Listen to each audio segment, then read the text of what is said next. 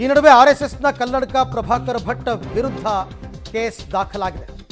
ಹಾಗಾಗಿ ಸರ್ಕಾರದ ವಿರುದ್ಧ ಎಂಎಲ್ಸಿ ರವಿಕುಮಾರ್ ಆಕ್ರೋಶ ವ್ಯಕ್ತಪಡಿಸಿದ್ದಾರೆ. ಸಿಎಂ ಡಿಸಿಎಂ ಪ್ರಜಾಪ್ರಭುತ್ವ ಹತ್ತಿಕ್ಕಿ ಸರ್ಕಾರವನ್ನು ನಡೆಸ್ತಾ ಇದ್ದಾರೆ.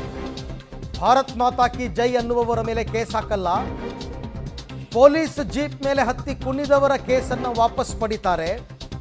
ನೋ ಭಾರತ್ ಮಾತಾ ಕಿ ಜೈ ಅನ್ನೋರ ಮೇಲೆ ಕೇಸ್ ಹಾಕ್ತಾರೆ, ಪಾಕಿಸ್ತಾನ್ ಜಿಂದಾಬಾದ್ ಅಂದವ್ರ ಮೇಲೆ ಕೇಸನ್ನು ವಾಪಸ್ ಪಡಿತಾರೆ ಅಂತ. ಅದು ಹಂಗಾಗಬೇಕು.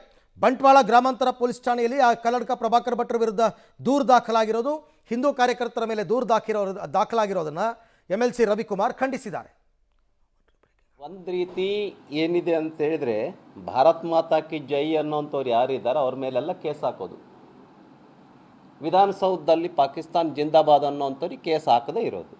43 ಕೇಸುಗಳನ್ನು ಹಳೆ ಹುಬ್ಬಳ್ಳಿನಲ್ಲಿರ್ತಕ್ಕಂಥ KFD PFI ಪೊಲೀಸ್ ಸ್ಟೇಷನ್ ಜೀಪ್ನ ಮೇಲೆ ಹತ್ತಿ ಕುಣಿದಂಥವ್ರು, ಅವ್ರ ಮೇಲಿದ್ದಂಥ ಕೇಸುಗಳನ್ನು ತೆಗೆದುಹಾಕೋದು. ಹೈಕೋರ್ಟ್ ಛೀಮಾರಿ ಹಾಕಿದೆ ಈ ಸರ್ಕಾರಕ್ಕೆ, ಆದರೂ ನಾಚಿಕೆ ಆಗಿಲ್ಲ. ಹೈಕೋರ್ಟ್ ಛೀಮಾರಿ ಹಾಕಿದೆ. ಓಕೆ, ನೀವು FIR ಹಾಕೋದಕ್ಕೆ ನಮ್ದು ವಿರೋಧ ಇಲ್ಲ. ಎಸ್, ಏನು ದ್ವೇಷ ಭಾಷಣ ಮಾಡಿದ್ದಾರೆ ನೀವು ಹಾಕಿ, ಕೇಸ್ ಹಾಕಿ.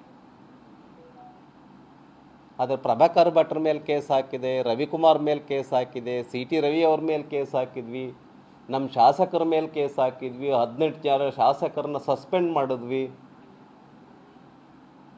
ನಾವು ಡೆಮೊಕ್ರಾಟಿಕ್ ಸಿಸ್ಟಮ್ನಲ್ಲಿದ್ದೀವಿ.